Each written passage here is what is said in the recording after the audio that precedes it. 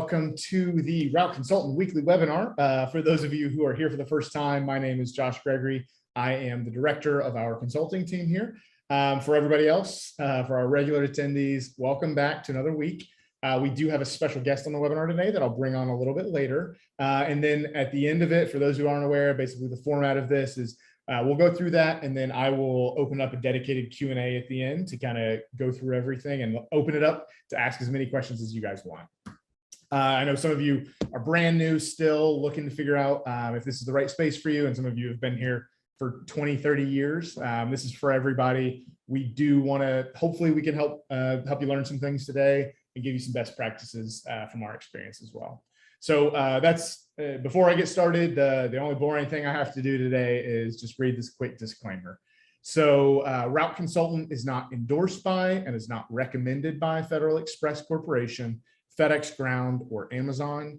Route Consultant is not sponsored by, is not approved by, is not associated with, and has no connection whatsoever with FedEx, Federal Express Corporation, FedEx Ground, or Amazon.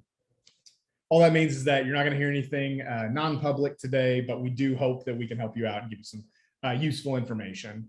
For all of you who have been here many times before, you will know that we have a tradition and requirement when we get to the Q&A section at the end, where in order for us to answer one of your questions, you first have to answer our question. So the question of the week this week is, first, do you use Mac or Windows? And then second, do you use iPhone or Android? So you have to answer both of them. And if you have any passionate opinions or rants that you want to put in the chat, I'm happy to air those and tell you why you're wrong. But just when you're putting in your Q&A at the bottom, make sure you put it in the actual Q&A button. If you put it in the chat button, I'm going to miss it. So make sure you put it in that Q&A section, answer our question of the day, and then type in your question. So last thing here before we get to the special guest, we do have some inventory that I just want to go through, some new listings that came out this week.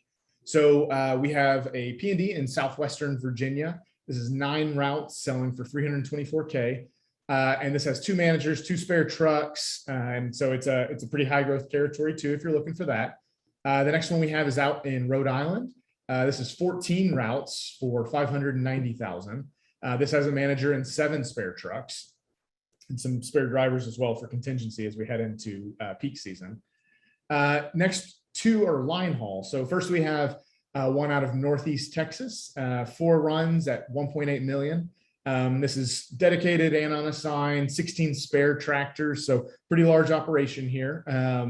There is also another one in Northeast Texas that is a very large business at about $20 million.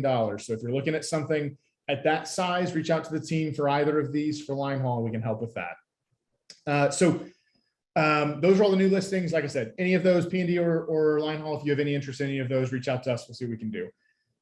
So the exciting part. So today we have a special guest, Marlin Campbell, who is a current contractor down in Fort Myers that we're going to bring on today to do something that it's a good thing. We don't talk about this very often, but it's really helpful and important to know what this looks like and how to prepare for it and what it's going to look like on the backside of things. So Marlin is down in Florida, as many of you know, there was a hurricane there, Hurricane Ian, that really shook things up. So we're gonna have Marlin come on today now to kind of talk through, what did this look like? What is life going to look like in any kind of natural disaster? What can you expect? What did it look like here? But also, what kind of things does FedEx do to help in those types of scenarios? So Marlin, if you want to go ahead and just I gave you an introduction, but if you just want to say, how long you've been a contractor, and then talk a little bit about what Hurricane Ian was like down for you guys. Okay, no problem.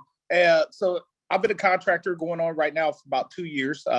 Actually, I started up in October of 2020, so I'm right at my 2-year mark. Like I said, my prior experience, I was in the U.S. Army, served to 2011. Got out, went into law enforcement, worked in the state of Georgia as a deputy sheriff, worked some federal law enforcement, and then came pretty much into FedEx, down here in Fort Myers.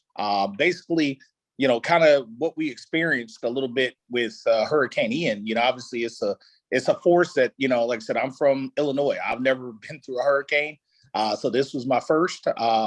like I said, my house held up pretty good. I'm a little bit inland, so my lanai, which is the pool covering that covers the pool, it took a beating. The whole top flew off.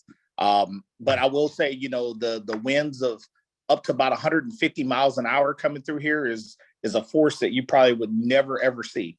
And I will say that basically throughout this process, even leading up to it, FedEx has been real supportive down here.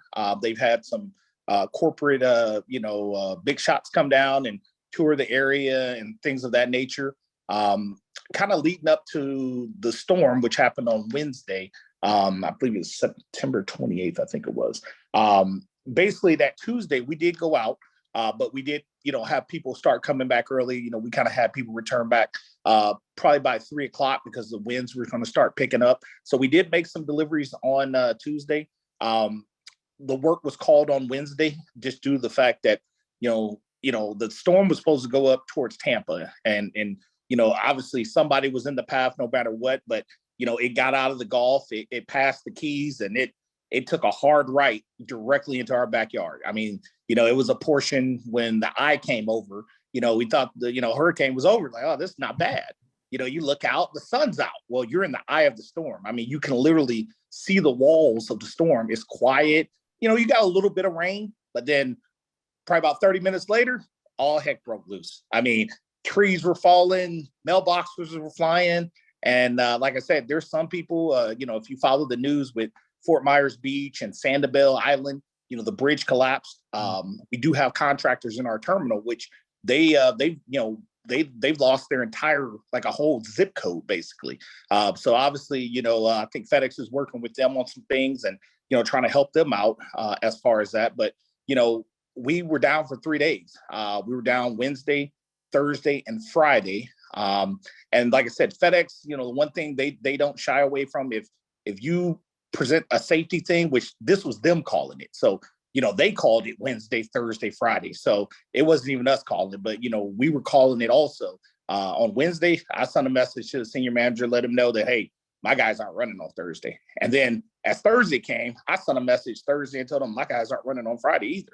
So, we kind of had a meeting at the station on that Friday to kind of look over stuff. I mean, obviously, anybody that's been in the military or anything like that, which I have, touring some of these areas, I mean, it looks like a third world country. I mean, roofs are ripped off, houses are destroyed, power lines are everywhere. You smell raw sewage everywhere. I mean, it did a catastrophic number on Fort Myers. And then when you look at some of the stuff on Fort Myers Beach and things like that, I mean, it's a total disaster area. I mean, some of these people down here, the whole electrical infrastructure, they're estimating sometime in maybe, December or January getting rebuilt. So, I mean, it did a big number on it. But I will say throughout the time, FedEx has been very, very supportive. I mean, they kind of asked us, what did we need? Well, gas stations. I mean, there's no power. I mean, there was no power to our terminal for almost a week. They had a generator come in and they had that set up like on Thursday. So they had that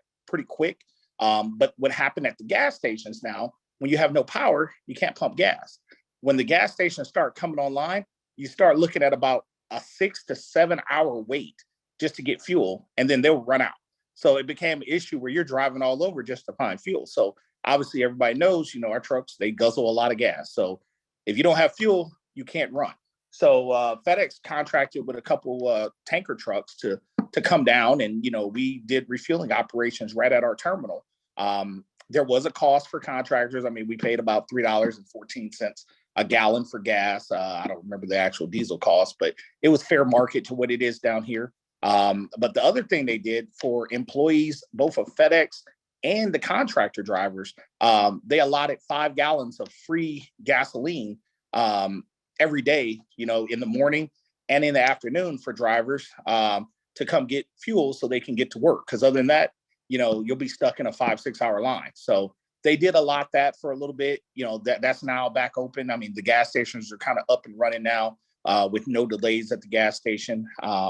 As far as volume, like I was telling Josh early on, I mean, I had one of my most profitable weeks when the hurricane hit, honestly, by not running those 3 days and still getting the service charge that, obviously, for those that aren't FedEx contractors, it's the the weekly settlement charge that we get, for doing business with FedEx. That still came. So obviously you didn't have, the payroll because nobody ran. So basically that was a savings to a point. It wasn't really too much of a savings to the employees because they weren't working. So, obviously, some they did what they can, and they paid some employees some just to help. Obviously FEMA, I have a mall that's in my area. FEMA, they've turned the Sears building, which was closed down, into a mall. I mean, and FEMA is going to be down here for a while running different type of missions and things like that, especially search and rescue. I mean, to look up in the sky and see the military. I mean, there's Black Hawk helicopters, Chinooks. I mean, the Coast Guard did almost like 3,000 rescues from some of these places that were just underwater. So seeing that, just really shows you how it hit here. But like I said, the biggest thing is, managing your team. I mean, obviously making sure you have that plan, making sure you have that phone tree to have people check on them, say, hey, are you guys good? I had a couple drivers, they headed to Miami on Tuesday, just to get away from it, which, Miami really didn't get hit down here really at all. So that was a safe area. Some, if they know they're near, low-lying waters or floodplains, they left. And it took some of them about a week to get power and things of that nature. So, the constant checking on the drivers, making sure everybody's accounted for. FedEx also, they came through to where if we had any drivers that were displaced, FedEx was locking in hotel rooms in Tampa and things of that way, and they were putting the drivers there free of charge. So, FedEx actually did step in and, definitely stepped in the disaster preparedness to make sure, at that point, everybody was taken care of. So that is a big kudos out to FedEx and what they did for, the contractors and the drivers. I'm pretty sure everybody down here is very appreciative of that gesture that they did. But like I said, it definitely was a force to be reckoned with this hurricane. Yeah. I mean, I think it's really good to hear that there are plans in place by FedEx to help drivers, because that's always my biggest concern too, is people who lost houses, but also people who there's going to be areas that are almost inaccessible. So the fact that obviously there's government kind of intervention there, but also FedEx helping where they can. I think that's the comforting thing for especially new contractors, but there's probably plenty of you contractors who've never been through one of these. We also don't get very many hurricanes in Tennessee, but we do get tornadoes. So we have seen that. There was a terminal right by my house, March of 2020 that actually got hit by a tornado. So it is not something where you're completely left alone when things like this happen. FedEx recognizes that there are things they have to step in and do to help make sure you're successful. So that's a super helpful overview. And I think also another important thing that you mentioned there, and that I want people to hear too, is that you do have the ability when things aren't safe to say, I'm not running. You don't have to go out every day just because the terminal is open. And I think FedEx will not push back much when it's a safety concern, when you can basically say it is unsafe to be on the road, and they'll understand that. And so in scenarios like this, it also applies to certain weather conditions that aren't hurricanes, but are still unsafe to be on the road. So as you're getting into the space, know that there is some ability to push back when the conditions are not safe to get your drivers out on the road.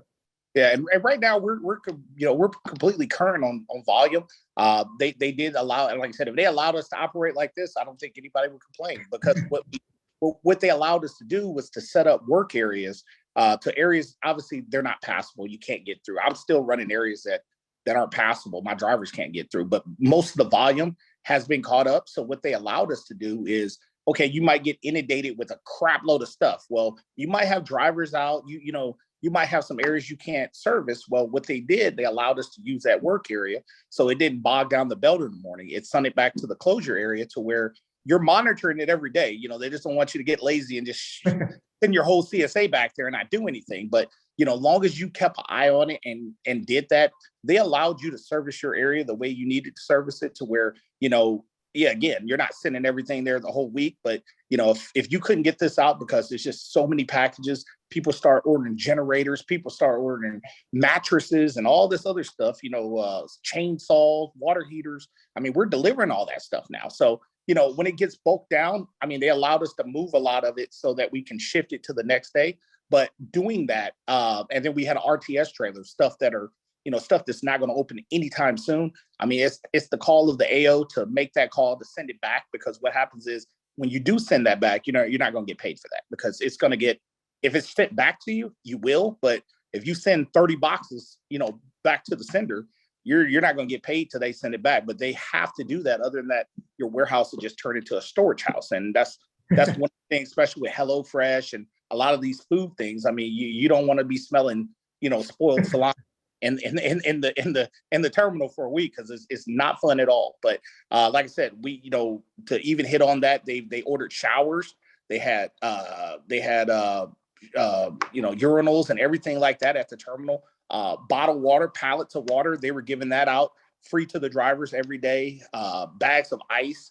We still got ice at the terminal, because like I said, there's still some places without water. I mean, so there's, you got to figure, some drivers are either, washing which they were lenient on the clothes thing. I mean, obviously you got to be in FedEx uniform, but you got to think smart. I mean, when you're working in this time, I mean, you're not going to be hammering a driver unless he's coming to work in a wife beater, You're not going to be hammering him for coming to work in a black shirt, because the guy ain't got water. He probably ain't got power. So, he needs to do what he does. So they were really leaning on that. And like I said, FedEx Corporation, they came down. I mean, I met a couple, I don't even know who their names were. I mean, I was too busy on the dock, and they came by, and, they just passed by, and they asked if we had everything. And, like I said, the terminal stood good. I mean, I don't think there was any damage to the terminal. It's just the areas to where, obviously, FedEx is working with a couple contractors, because, their entire, way of life is changing. I mean, there's some zip codes that won't be serviceable this year at all. Like, they've put a block on those zips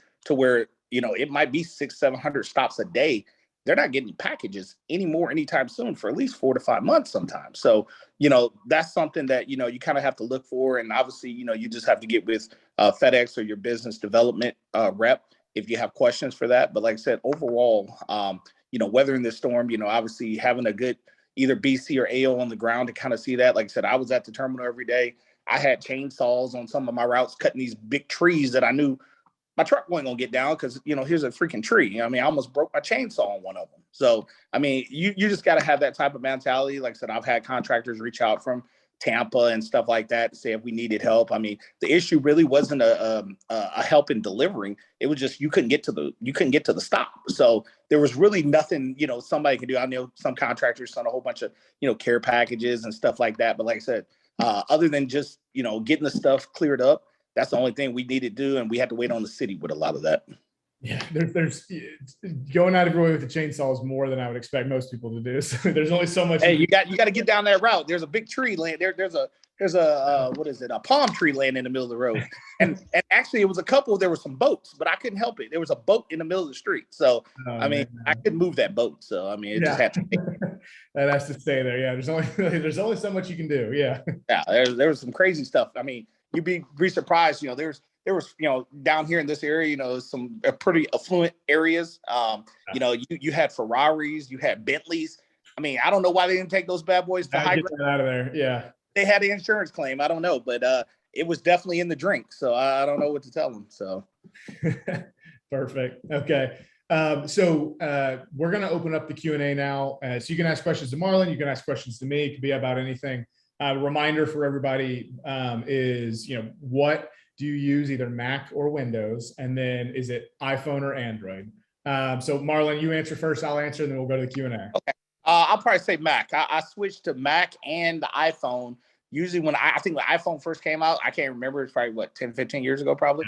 Yeah. I switched to that. And then Mac, I probably say 2011, right after I got out of the military. At first, I hated it. I mean, it took forever. I mean, one of my biggest things was, oh man, can I get PowerPoint? Can I get Word on here? And then I found the ability where there's Word and stuff like that. So once I switched to that, I never switched back to Windows. And, even when I get on a Windows computer, when I was with the sheriff's office, I was like, oh man, how do I open this window? And then they did the cloud stuff, and that really messed me up. I mean, I literally couldn't find out how to work that program forever, but I can balance it a little bit. But I see the same thing when somebody gets on my computer and they're like, what are you doing? And they're like, I'm trying to get this thing. Where's the thing at? You got to use 2 fingers and stuff like that. Exactly. Yeah.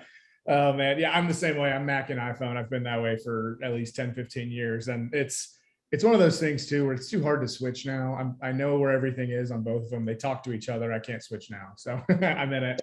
Yeah. All right, let's see where everybody else is. So we got first question here from Ken and Ed. So they're the same Mac and iOS, so same as us. So Marlin, can you give a little bit of information on kind of how many routes and drivers and trucks you currently have? Right now, I'm pretty much running about 15 routes. I have about 20 drivers. I have some of the drivers that are in kind of reserve. They don't work every day. Some that are in school and things of that nature. So I definitely have a big amount of reserve that I can utilize. And, I've helped out some contractors even during this time because, there was, some drivers were still displaced. So, you can't really expect them to kind of come in and work when they ain't got nothing and they got a family. I mean, that's just going to be a recipe to disaster. And, they're going to have that on their mind the entire time. So I have helped out some drivers, but yeah, right now, I'm sitting at about 20 drivers down here in Fort Myers. Okay. Yeah, perfect. Yeah. And okay. So thanks, Ken and Ed. If you had any other questions there, feel free to send them. So next one comes from an anonymous attendee. So they're PC all the way. So their question is about, so when gas prices go up, do FedEx or Amazon raise the payment accordingly? So the way it works with FedEx is there's something called a fuel surcharge, where basically you get paid a certain amount per every stop, and that's basically set to offset your fuel costs. It's not going to cover it completely, but as the price of fuel changes, that fuel surcharge adjusts dynamically. Basically, if fuel goes up 10%, it'll adjust about 10%. So it's set to try to cover the same amount as it does now as the price of fuel goes up. So there is a hedge, but it's never going to completely cover your fuel cost. Whereas Amazon actually does help on the fuel side. So more of the actual payment, but Amazon or FedEx, it's just the fuel surcharge that adjusts each week with the price of fuel. All right. So next one here is from Jose. So he is a Mac and iPhone user. So he is a fellow vet, and he's looking to purchase. So he says, can you give a high level SITREP on your purchase? Would you do it again? Okay, so for people that weren't in the military, that's a sit rep. So I already know what that is. So I would definitely say, like I said, right now with everything, in the market and the projection of volume, I mean, it's definitely, it's like the real estate, either you got a buyer's market or you got a seller's market. You got to kind of pick where it's at, definitely coming in this space. I mean, I wouldn't recommend coming in, buying something that's, I won't say a fire sale, but, people are selling for various different reasons. I mean, you got to know when to get out. I mean, if you see the writing on the wall and you're about to lose your house, people are going to sell. And, sometimes it might not be anything wrong with that operation, but it may not be running the way it needs to be. And if you're coming in, I would definitely suggest, probably partnering up and getting with route consultants on what might be the best practices to do that with, because like I said, you don't want to jump in and buy a fire sale and not really know what you're doing. And then you're going to be out of business in a couple months because you're running, subpar services. So you definitely want to look at that. But like I said, having the right team together, I definitely say, knowing what I know now, would I buy? Yes. And even when I came in, I took time of kind of listening to a lot of the route consultant videos, doing a lot of research on the stuff. I had a good owner that when he sold to me, he was, there every day. And like I said, I'm around my operation every single day. I still do my DRO. My BC, I don't let him put his fingers on that. I do that so I can hear the drivers in the morning crying because they're too heavy, but I did it. So, that's kind of where you as an owner, and this goes out to a lot of the AOs, that allow their BCs, not saying the BCs, I'm pretty sure no BCs are going to give you, flap if you do it, as long as you don't mess it up. But if you do it correctly and you try to cut as many routes as you can and run optimal, that's the best bet. I mean, like I said, today, I think I have probably at least 4 trucks or 5 trucks that have over 200 stops. And, like I said, sometimes you can do it in highly residential dense areas, but obviously when you get out to the further areas, it's a little difficult. But I do have 2 routes that drive an hour and a half from our station right now. And there's drivers that have 200 stops. But once they get in that area, they can hit 35 to 40 stops an hour, which is residential, golf course, stuff like that. So definitely it's challenging times, but coming in as a vet, I mean, definitely, you could probably get with Route Consultant, see what they have on their link and see what, type of people are looking to maybe sell to a vet, because like I said, I'm not going to knock it. We definitely have a call in attention to detail. And, obviously, you can weather whatever storm you need to weather on that. Even and yeah. And so, yeah, perfect. So if we're out of questions, so I'll kind of, there's David, he popped in. So these are some good questions from David here. So he's Windows and Android, so the opposite of us. But so his first question is for you, Marlin. So where did you put your trucks during the hurricane, and how'd they fare? Well, all my trucks are on the belt, so they're all inside the FedEx building. So the FedEx building was locked down, shut. It's I won't say fairly new, but I think probably about 6 years old. So all the buildings after that are, they're hurricane standards. So obviously they have a little more reinforcement and things of that nature. I have a couple trucks that are in our auxiliary parking area. They were locked. I didn't have any issues with it. I don't think anybody, I think there was a couple trucks, not for mine, but maybe for some other contractors that had like their little roof, it blew off. But basically, like I said, that's the insurance claim. I see the blue tarps over them. It looks like somebody's roof on their house, but it's the roof on their step van. So, but my trucks fared out. I don't think there was hardly any damage. I mean, if I had to count, maybe 2 trucks had their roofs just, messed up, but that's also out of almost probably 280 to 300 trucks that's, tied to our building. I know another thing with another building here, I think they might have had some issues with, obviously when you have destruction, you have the people that don't belong and they come in, and, the sheriff's office has been pretty good with, cracking down and arresting the looters and things like that. I believe the other terminal had, an issue where they had about 20 Cadillac converters stolen from their trucks, which is bad because those things are about $3,000 to $4,000 to get repaired. So obviously during the hurricane or a little bit after, you have those that either know where the trucks are and they're going to come. I think UPS got hit, I believe, also here. So, I mean, it was, a bad time on that. But like I said, I think everybody's gotten their trucks up and running now since that. Okay, perfect. His second question is, what percentage would you say that you're running now versus pre-hurricane? So like, I know you're caught up on volume, but is it slower because there's not all that volume? Is all the volume still getting in the same? It depends on, like I said, each area is dependent because, Fort Myers local is a big area. Obviously, you got the beach area, you got Naples, you got some areas that's still not passable. Like I said, my areas are pretty much wide open, and I'll probably say I'm probably running 40% more now. Like I'm blown out right now. I mean, because what happened is, right after the hurricane, we had a couple of days where we had to cycle stuff. So we got new volume, but then we had like 5,000 packages come back total for the terminal. And then they had to rerun it again. And then we start looking at our closures and stuff that's just been closed like repeatedly every day. I'll send it to the closure for 2 days. Don't even run it because, once with the stop charge and stuff, you don't get paid for attempts. So you can attempt that thing. Usually it's 3 times and you send it back. But this is a little different, obviously, so, we're not, I was trying not to send people stuff back if I went 3 times down the road. But what I would do is I'll go 1 time down that road and I'll talk to the drivers nightly, say, hey, what's up with this package?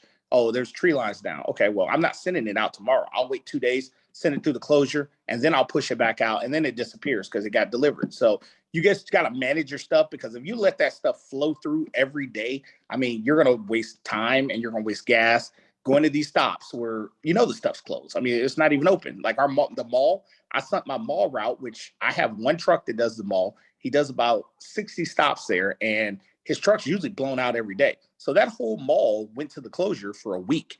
So obviously, I didn't know when it was open. Some of the stuff got sent back. Now, some of the stuff I held, and it took me Monday. His truck was blown out. I didn't send all that stuff out. I held it. And then Tuesday, I sent it out. And then today, he barely had anything. He's all caught up, with the mall and stuff like that. So like I said, it's just a big thing of kind of managing it and stuff like that. But like I said, right now, it's kind of like the flood after the storm. So pretty much people are ordering stuff. I mean, we got generators, we got pool screens, we got beds. I mean, people are trying to, they're getting their FEMA payments, and that's the thing. It's like another tax year. When people start getting these payments for that stuff and they want to replace this stuff, they're going online, ordering it. Like I said, last week, it wasn't big because most people didn't have power. So most people didn't have power. The cell service was subpar here. But now last week and this week, they got that stuff back. They're ordering it. And like I said, my stops are through the roof. I mean, just to put it in perspective, normally on a Wednesday, I usually run about 1,200 stops. I was at 1,800 today. So that just tells you the difference. So it's blown out. I mean, it's definitely, we're getting a lot of volume right now. Got it. Okay. Yeah, I think that's just a really helpful, just kind of laying out that scenario for everybody who's thinking that there's nothing happening right there. There's plenty of volume that's happening because of kind of the after effects. Okay. Next one here from Ken and Ed. I'll give my answer and then you can give your opinion on this too. Does route consultants recommend starting with P&D or line haul, and why? I have seen people be really successful starting with either one and then ending up doing both or switching completely. I'd say one of the important things to think about on the line haul side is it's often a much higher price point to get in, and there's just fewer listings. So sometimes it can be really hard to get in the door with line haul. So I know lots of people who were 100% focused on getting into line haul, but couldn't find the right listings. They started with P&D and then basically worked relationships to get some line haul at their terminal once they had already gotten a foothold at the terminal. P&D, you'll see lower price points and there's more of them. So I think there's a higher chance that you find one that's close to you and the right fit. But it does require a little more of a hands-on approach. You don't have to be there every single day, but line haul just has a different operational focus where most of your guys are going to be driving overnight and they're often doing the same routes every day. So there's less of a kind of daily focus to do. Whereas P&D, there's going to be small challenges that happen all the time constantly that you have to stay on top of. So, you can kind of weigh either one, but I've seen people be highly successful starting with either. Yeah. And I'll say, like I said, I'm in P&D to where I mean, I've looked at line haul, I've talked to a couple line haul guys, and obviously, going in, I mean, they post the stuff on Build a Ground Biz where you can, apply and stuff, but I'll probably say it's easier to probably find a contractor that has some runs and want to sell them to you, get in that way to where you're in the door, because I believe once you're in the door, there's contingency opportunities that pop up daily because, the thing is, there's a shortage of truck drivers. I mean, I plan on here in January, once peak is over, I'm gonna go get my CDL, just so I can get it in case I want to tap in the line haul and start doing it.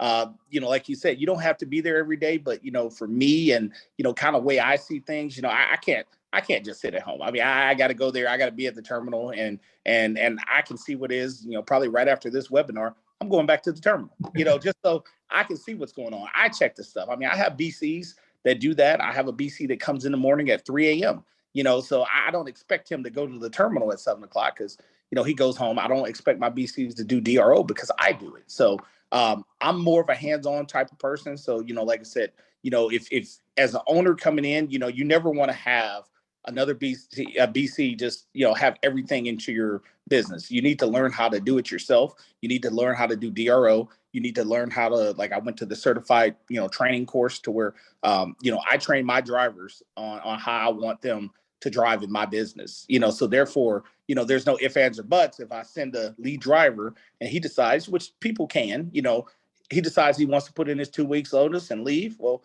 guess what?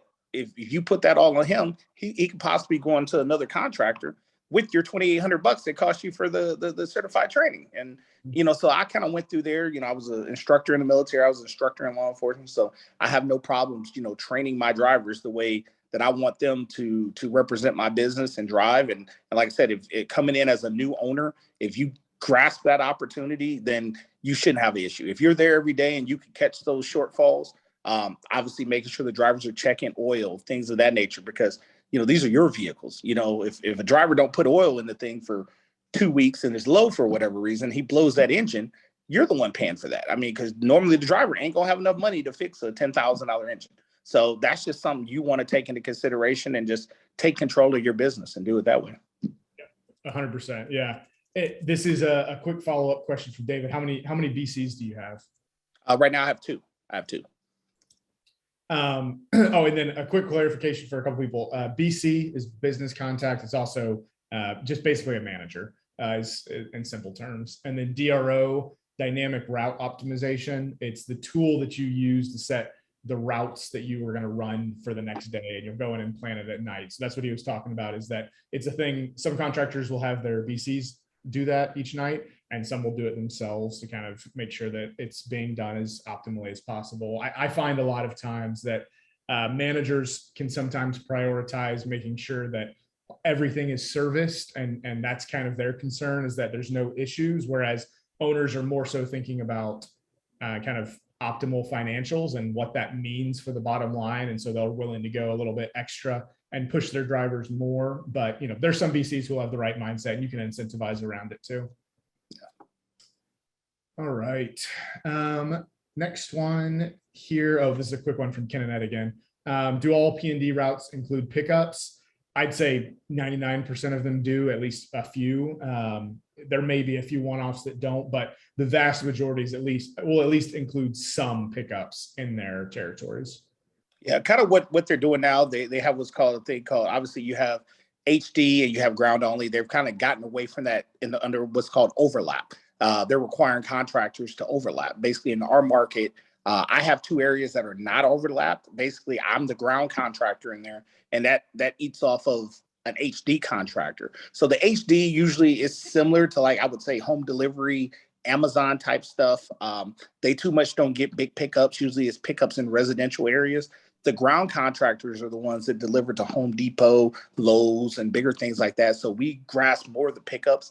I do about 120 pickups a day in my CSA, but it stretches from pretty much Fort Myers, almost 2 hours away. So, I mean, it's a massive area, but like I said, you know, pickups drives deliveries. I mean, without pickups, you don't have deliveries because, like I said, we're not like Amazon. I mean, we're not a storefront. I mean, we're a shipping company. So basically, you have to pick that stuff up somewhere to get delivered here. So, some just don't have much. And like I said, if I was able to get a CSA that didn't have any, that'd be less stress on me, but you're going to have some pickups. I mean, if you have 12, great. But like I said, I don't have the highest in our terminal. I think there's another guy that he has the airport and all this stuff. He has probably like 160 a day. And those are timed ones that, you have to be there between certain times to pick those things up. Yeah. Yeah. Okay. So next one from Daryl. I don't know if you're going to have the answer to this one because it's probably happening contractor to terminal, but do you know at all any like more details on what'll happen for the contractors who've lost like an entire zip code from the storm? Actually, no, I don't know exactly. And I don't even know if the contractors have lost it. No, I know there's, obviously I've talked to one contractor here that lost the majority of it. They offered them to do, I think, some contingency work in a zip code that's not too far. But as far as the long-term effect, like I was telling him, you definitely want to keep people employed, but you also got to look at the fact they're not taking your service charge away. So you got to kind of make up from somewhere. Either now you're going to have to cut routes and cut employees because you're not servicing that, and try to make up on that back end of your service charge.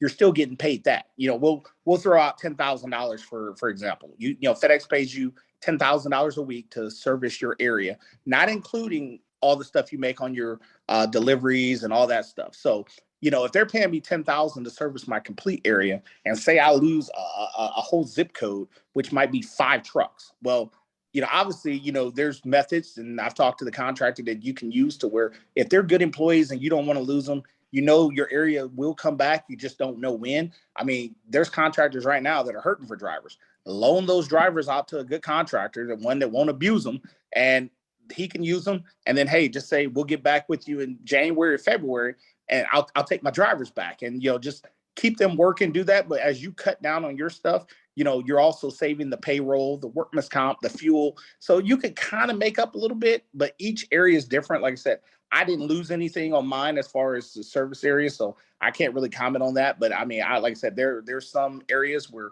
the entire zip code is not serviceable at all. I mean, take Sanibel Island. They lost the bridge. I think they just start coming back as far as work crews on that island yesterday. And it could be next year. It can be almost 6 months from now before that place is even inhabitable. And that's a place that got probably about 500, 600, 700 deliveries a day. So. Yep. Yeah. So, I mean, I think this is all something that'll it'll be discussions. It'll be probably unique to each of them, but I think those are all fair considerations. You do still get the service charge. It's about managing what you can and deciding what kind of timeline you're looking at and making business decisions and seeing what FedEx helps with. Okay. So we kind of touched on this a little bit, but basically an anonymous attendee asking about, what's the downside of starting from scratch? If you come in and do like build a ground biz. So to answer your question, there's a build a ground biz platform where FedEx does post free routes. And basically what that means is they're not going to come with trucks or drivers. So you're going to get a territory and volume and have to bring everything else yourself. So it's nice that you don't have to pay for the routes, but you will be paying in startup costs. And oftentimes, I've seen a lot of difficulties of people who are brand new to the FedEx industry and don't know how to run these operations. And so they're trying to figure out the industry, trying to hire drivers, trying to find trucks. And the combination of all of that can be really stressful and lead to basically a timeline where you don't, have any kind of real profitability for a long time as you're trying to figure out how to be successful. So it's why we preach all the time. It's better to get a good business at a fair price instead of a fair business at a great price.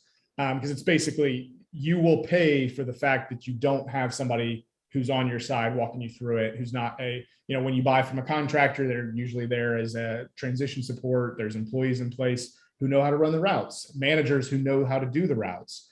So there's a lot of basically history and experience that you don't get when you're coming in fresh. And there's not going to be a lot of support or training from FedEx. The expectation is that you're going to be able to run it as soon as you take over.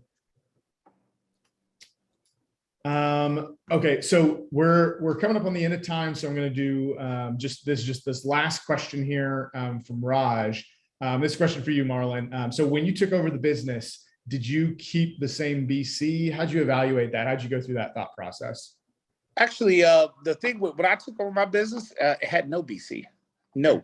So, so obviously you get a little cheaper, but it was a carve. So the guy I bought it from, he sold half of his business that had a BC because it was a bigger area. My area was kind of spread out, but he gave me more of the experienced drivers. Right now, out of the 8 drivers that came with it, I have 2 that still work for me that are currently still employed with me. So obviously they've stayed along. They've been with me for 2 years. But like I said, I knew right out of start that it was very, very clear. And obviously I bought it from route consultants. I knew right out from the beginning that, hey, I needed to have my foot in the door and needed to run this. I mean, even the terminal, they were very amped on telling me that, you don't have a BC. Who are you going to hire? I was like, I'm going to do it. And then, the station manager kind of gave a little pushback, and then he ate his words because, I how to do it. And I mean, there's some stuff I hate doing. I hate doing hand sheets, which you got to account for the stuff. I hate doing it. So my BC does that. But, I learned it. I got a BC that, even then, he's worked.